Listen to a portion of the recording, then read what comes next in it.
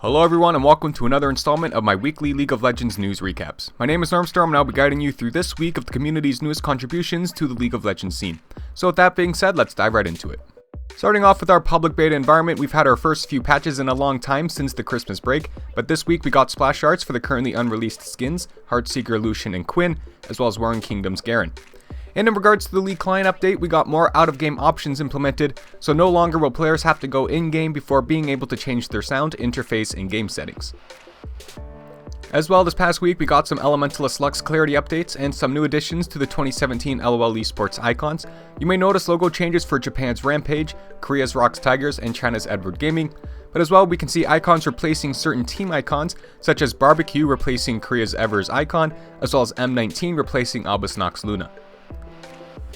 And as for some balance changes from these past few patches, jungle camps were altered to give around 25% less experience on the first clear, with most camps now granting less experience, but the Raptors giving a little bit more. Camille's passive now also has the 1.5 second duration at all ranks. And in regards to the Zerat portal, its active duration and cooldown were lowered to 2 minutes. And as well, Voidlings no longer have health per level, their health decays faster, do more damage to towers, and no longer contribute to creep score. So now you'll have to place the Zerat portal a little further up the lane that you wanted to push. Now for our general news, things were pretty quiet in the community aside from the subreddit seeing a lot of stupid MS Paint shit posts for food related puns for skins, but this week I did do an upload of my complete NALCS rundown, and my European one will be recorded and uploaded sometime in the very near future, just a heads up. Likewise, next week we will officially be looking at the Pro Tournament results again, as we will have the European Challenger Series qualifiers which actually start tomorrow, and sorry for no visual. Now with us officially being past the roster lock deadline, we've got a lot of announced final rosters, so for Team Solo Mid, analyst Revehaza has joined, while former CLG mid laner Link has returned to the competitive League of Legends scene under Team Liquid. Team Gates announced their new roster of Alarim, Kitzuo, Strumpist, iKing Vex, and Vincent, while Fabbbyyy has joined the Big Gods NA team, Big Gods Jackals.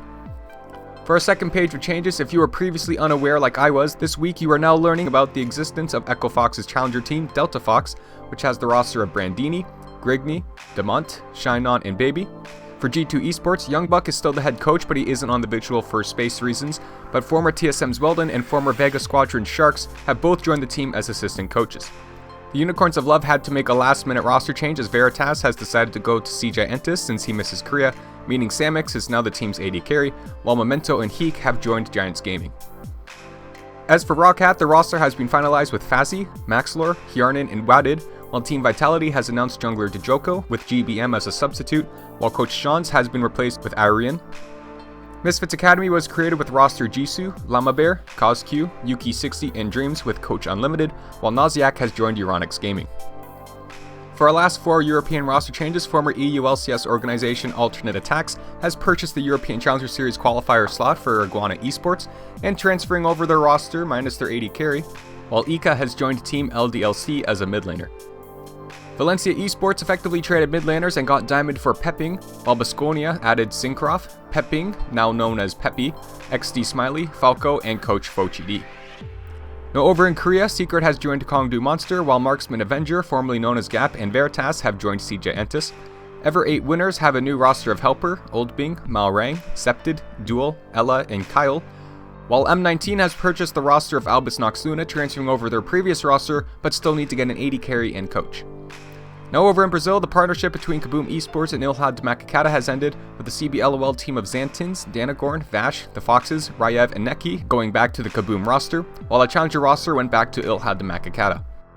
Bwipo and Move have joined Dark Passage over in Turkey, while 1907 and Fenerbahce have added in 2 additional carries, Elysion and Padden.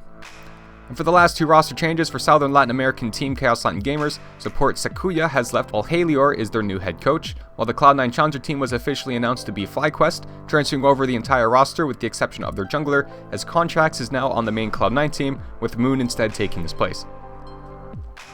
Now for our more Riot-centric news, it's been announced that the pro scene will use a 10-ban system similar to that of Dota 2, with 2 more bans per team after both teams have selected 3 champions, while Captain Flowers has been added to the NALCS broadcast crew as a caster.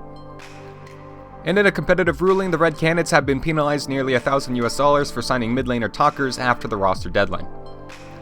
But as well for the Brazilian scene, it's been announced that Sport TV, the same broadcasters that covered the previous CBLOL Summer Finals, will be broadcasting all of the 2017 CBLOL games on Brazilian television. And lastly, we got the teaser for the Warwick rework, showing the camera from a single person's point of view as two guys tried to escape Warwick, but ultimately failed to do so. And as well, just a heads up, the patch 7.1 server maintenance was announced for the very early morning hours of Wednesday, January the 11th. Expect our patch rundown and analysis video at some point in the near future. And now it's time to take a look at this week's free champion rotation, where if you do not have them, you can try out Corki, Janna, Kalista, Kindred, Lissandra, Nocturne, Rumble, Shen, Taric, or Zilean before buying. And on sale between now and Friday, January 13th are the skins Voidbringer Alawi, Dragonslayer Vayne, Bandit Sivir, and Buccaneer Tristana, as well as the champions Zac, Victor, Jarvan, and Zilean. Before wrapping up the show, let's take a look at the birthdays celebrated this past week within the League of Legends community. We're celebrating the birthdays this past week were Caitlyn, Captain Jack, Kuro, Carbon, Gilius, and Prey. And as well, we've got Violet, Kuzan, Lasmart, Mystic, Fofo, and Soaz. And that'll do it for this week of the weekly League of Legends news recap. My name is Nermstorm, and not only do I thank you for watching this video, but also hope that you found it informative and entertaining. If you would like to know when more League of Legends news updates are uploaded, do not be afraid to subscribe to the channel or follow me on Twitter at NormStormLOL. And if you like the background music at all, you can send your compliments over to the creator's poor choice over on their SoundCloud or Facebook.